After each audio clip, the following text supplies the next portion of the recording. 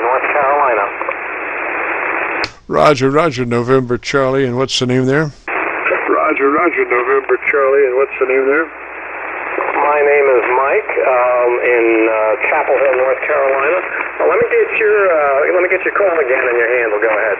Roger, call is Kilo Charlie 9, Victor Kilo Victor. Your name is Jim, Juliet India Mike, and we are located around Louisville, Kentucky. We're on the Indiana side of the Ohio River, right at Louisville. Roger. The side of the Ohio River, right at Louisville. Roger. Okay, so you're not having any floods out your way, I hope. Go ahead. It's not what? I repeat. It's not what? I repeat. You're not having any floods out your way? No.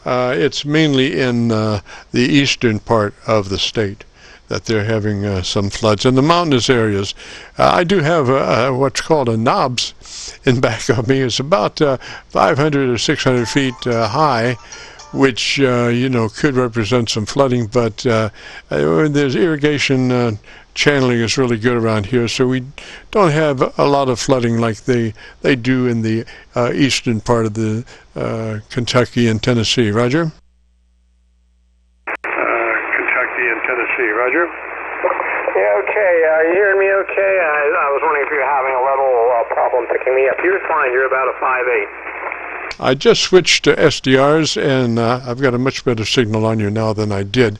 So if you would be interested in our setup procedure, it starts with you making sure you're in the 100 to 2900 bandpass, transmit bandpass mode, the wide mode usually referred to, 100 to 2900, Roger. Usually referred to 100 to 2900, Roger. I don't know about that. By the way, you're a 5'9" now. Let me see how I can narrow the band here. Well, I don't think I'm going to figure that out right here at the moment. So let me just take a look here. I'm thinking about where it is right now. How am I sounding? Go ahead. Well, that's, the bandpass setting has a lot to do with the way you sound. If you're running less than 2900, then your top end of your audio starts to dive, directly related to the frequency declination. So there's a difference of audio in the top end when you go 2800, 2700, 2600, 2500, whatever. So the thing is, just at this point, make a note to yourself to double check your transmit bandpass mode, and you want to be in the 100 to 2900. So we can move along if you would like now. Our setup starts with you engaging your compressor at a 3 out of 10 or 30 out of 100, depending on how your compressor attenuation is noted. If it's 0 to 10, you want it on a 3. If it's 0 to 100, you want it on 30. Roger? 3. If it's 0 to 100, you want it on 30. Roger? Okay, the bandwidth here a little bit. I'm going to try that going ahead. Bandwidth here a little bit. I'm going to try that going ahead starting right now. Okay, is that any improvement? Where did you go? What did you do? Where did you go? What did you do? I just went to just a button that says narrow bandwidth 1 and then there's narrow 2. It doesn't have an actual reading here for me. Oh, do you have one that says wide? Oh, do you have one that says wide? Do I have one that says what?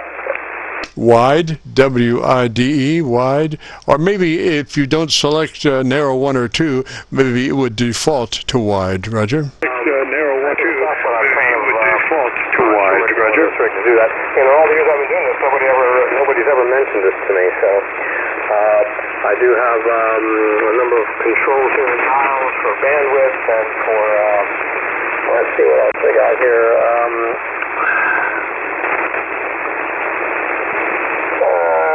I'm stuck about where I am right now. I'm fed up with it. So, can you read me okay? Yeah, I've got you. I'm copying you now on Rochester SDR, and you're about 8 over there. So I got a pretty good copy at the moment. I would say, what happens if you didn't select one or two of those narrows, just did not select a narrow? Would it probably default to a wide, wouldn't you think? Not select a narrow, would it probably default to a wide, wouldn't you think? Well, let's take a look and see.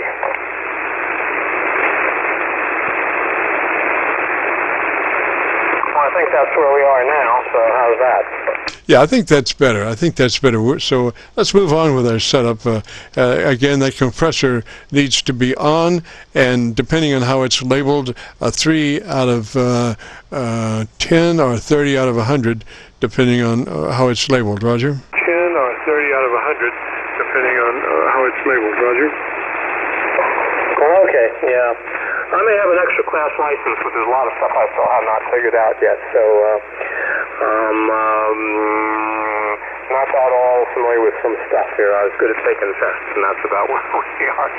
So forgive me, I don't know if my rig actually has that kind of, I have a Yaesu FT-1000 MP Mark-5, and I don't know if that has that kind of readouts here, so I'd have to take a look and go back to my manual and see if I can figure that out. Roger, can you bring your compressor up, and what does it say when you bring your compressor up? Roger, can you bring your compressor up, and what does it say when you bring your compressor up? All right, let's see what I got here.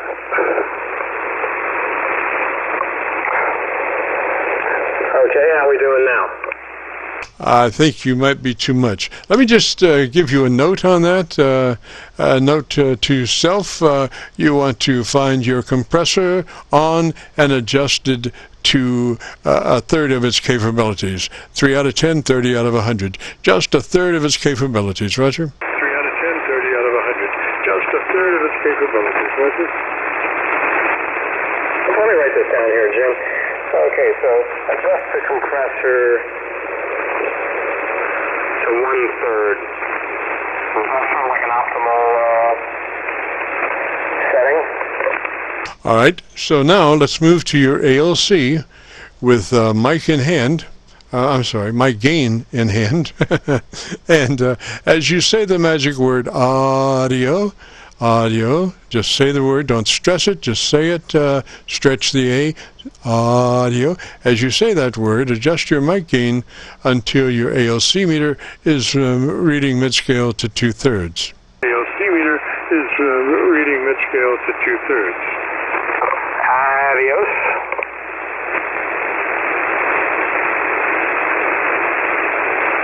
Okay, okay, I'm looking at the compressor now. We're about 50%, I think. Go ahead. All right, do me a favor. Just key your mic. Don't say anything. Just key your mic for about 3 seconds and then back off. Yeah, don't say anything. Just key your mic for about 3 seconds and then back off. Yeah, can you just take your compressor out? Just dump your compressor off, Roger? Just dump your compressor off, Roger? You know, I think it was off. I turned it on. So the compressor's off now. Key your mic and don't say anything for 3 seconds, and let me look at you. Key your mic and don't say anything for 3 seconds, and let me look at you.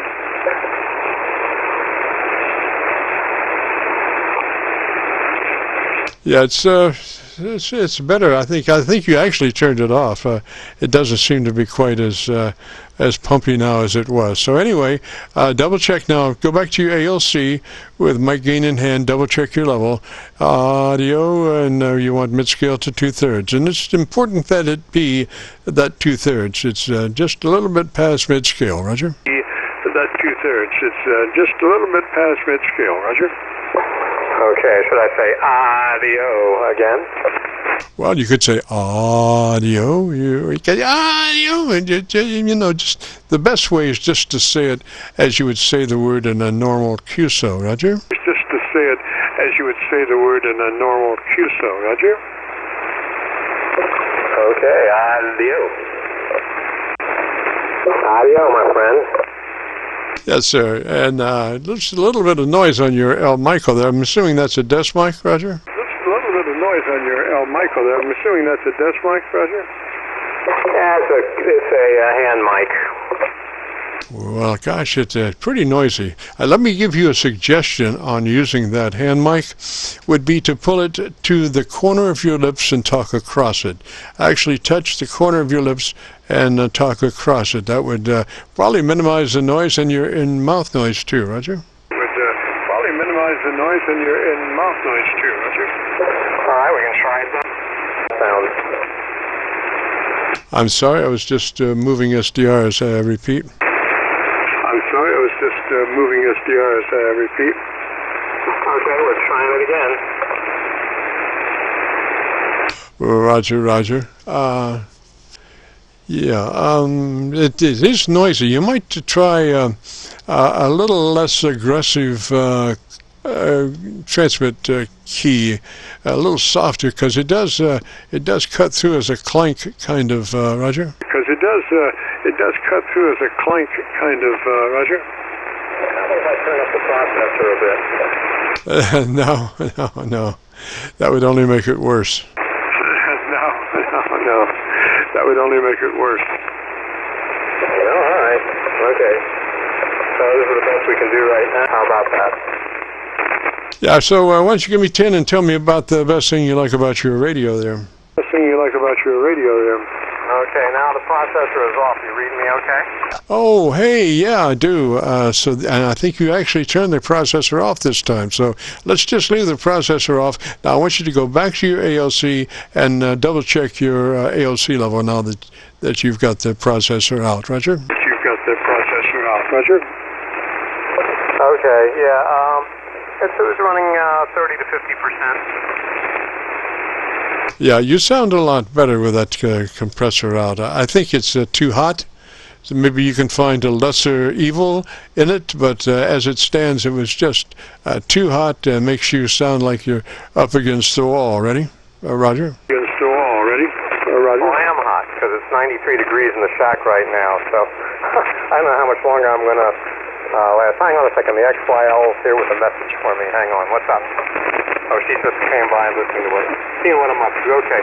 Turning about my rig. My rig is a Yaesu MARK-5 FT-1000 MC. It is running 200 watts barefoot. The only antenna I have is it's a 200-foot run on RG8X cable up to about 45 feet up in the big oak tree out in the back. I got HOA restrictions, but they can't find it, and half the time I can't see it when I'm looking for it. And I know people say, oh, RG8X, no, that's too far. Well, with it, get plenty of DX. And I don't think I'd want to run the RG8 cabled up. I'd want to run the I don't know anyhow, because it's just too heavy and it gets too windy here in North Carolina. I'm sure it does in North Dakota too. And I'm sorry, Kentucky. My last QSO was North Dakota. Never mind. Yeah, it gets plenty windy everywhere. So, and that's about it. I'm going to go inside the house pretty soon here because I'm starting to sweat through my T-shirt. So it's a little warm. It was 91 when I came out. Now it's 93. So quite enough for today. Hey Jim, thanks for all the tips. I'm going to look things up here and get reacquainted with my manual here. So I ought to do those. I've had this rig now for 20 some years. Or 15 to 20. I can't remember exactly how many. But anyhow, I have a tuner going. I have it tuned up right now. Higher on the band, I can run. This is a what do you call it? A fan dipole. So I have the 40 and the 20 and the 80 on it. That's all I've ever used. And the wires are cheap. Get them high up in the tree. Yeah, there's plenty of DX when the conditions are right. So we're good. That's where we're going here. Anyhow, so it's 200 watts. So what about your rig? I didn't ask. Go ahead. Roger, well, this is, I've got a couple of radios that I use. This is the 7300. We've been using it for the past 3 weeks. Then homemade condenser microphone into an ART preamp, into a little EQ, and then into the 7300, and then up to a resonant dipole antenna. And I can't say enough about resonant dipole antennas because you can just come right out of your radio right into the antenna, no tuner, no sweat. Roger? Tuner, no sweat, Roger. Yeah, well, it's not resonant on all ends of the band, but on 20 meters it's pretty resonant, and I'm getting under a 1.2, 1.3 SWR. On the 40 it varies. Up the upper end of the band is pretty good. I got to probably pretty much run the tuner as I'm doing right now at the lower end of the band. There's that. I have the tuner going now, so there's that. So yeah, I try not to use the tuner if I don't have to. And the 80 is pretty resonant, but it's not. I don't get a lot of DX with the 80. It's not up high enough. Get the local nets at night. Nothing too much interesting going on there. So same guys all the time, and I don't want to spend 2 or 3 hours talking to the same guys every night. I don't do 80 meters very much anymore. Next time the antenna falls out of the tree, I'll put it back up without the 80 probably. But while it's up there, I'll still use it. So there we go. And how much power did you say you're running? Go ahead. We're running SB220, so we're running right out of kilowatt. And on that fan dipole, you can run those elements. They don't have to be in line with each other. They can be at all kinds of different angles. And as a matter of fact, at different angles, they don't interact with each other as much as they do when they're all under each other. Roger? Where they're all under each other, Roger? Yeah, well, because it's these branches up in the trees, there's a lot of oak trees in the back here, and it's pretty wooded. And it's hard enough to get the balun. Hard enough to get the balun with the cable up there with the wires on it, but then to free up the wires, get branches. They don't get all perfectly well. A couple of branches. Well, they don't get. And the 80, I just kind of wrap it around whatever branches because I can't get it straight out to the end of the property. I have to bend it. Yeah, it works just fine, I think. There's that. Yeah, I've been a ham now for this is 20 years now, and I've never used. Well, I'm sorry, I have used stuff like I've used. I have a super antenna, the screwdriver antenna. And when I first got my ham ticket, I lived in a different kind of house, and I had just a small yard with an iron railing gate fence in the backyard, and I just would screw it to that iron fence, and that'd make a great counterpoise. And I could get some pretty good DX just with that, just with the screwdriver antenna. Now people use them for their cars, but I use it as a base on occasion. And I have a whip that I use, a 7-15-foot whip from MFJ. That I kind of have a counterpoise with a long copper rod in the ground. But I was going to spend some of this weekend cutting some wires and putting out more radials. It doesn't work that great. And I only have 3 or 4 radials, so I think maybe I put on 10 or 15. Maybe that'll kind of boost up a little bit. Not that it's ever better than the resonant dipole anyhow, but just for fun, I like to see what it does, Being a ham, that means experimenting around, having some fun with stuff. So sometimes I even put a ham stick, out and mount that in the back and just see what I can get with it. I never got really great with it, but it's just fun to see where you can go. So I'm running 200 now, and that's all I've ever run. So back to you. I think I got your call here somewhere. Kilo Charlie 9, Victor 2 Victor. If I got that right, this is Killer Radio 4 North Carolina. That's KR4NC. Roger, Kilo Charlie 9, Victor, Kilo Victor's a call. And, Mike, I think we got you buttoned up there. Sounds pretty good. If you want to hear your radio again, if you go to YouTube and do the call letter search, KC9VKV, followed by the word logbook, that will take you to this recording, and I'll have it uploaded to YouTube by noon tomorrow. Roger? And I'll have it uploaded to YouTube by noon tomorrow. Roger? All right. Okay. So you run this on YouTube? Yeah. We record between 3:30 and 5, and then we take the whole thing up, upload to YouTube by noon tomorrow. So you can just go to YouTube, do that call letter search, KC9VKV, followed by the word logbook. Will take you directly to this recording. It'll be cut number 1 of a series of 2,200 Qso-Vlog aircheck recordings. Series of 2,200 Qso-Vlog aircheck recordings. All right, I'm going to go now before it has now hit 94 degrees. I'm out of here. I'm going to go get a nice, cold, icy Diet Coke and sit inside in the air conditioning and just flip on the tube for a little while. I got other stuff to do. So, anyhow,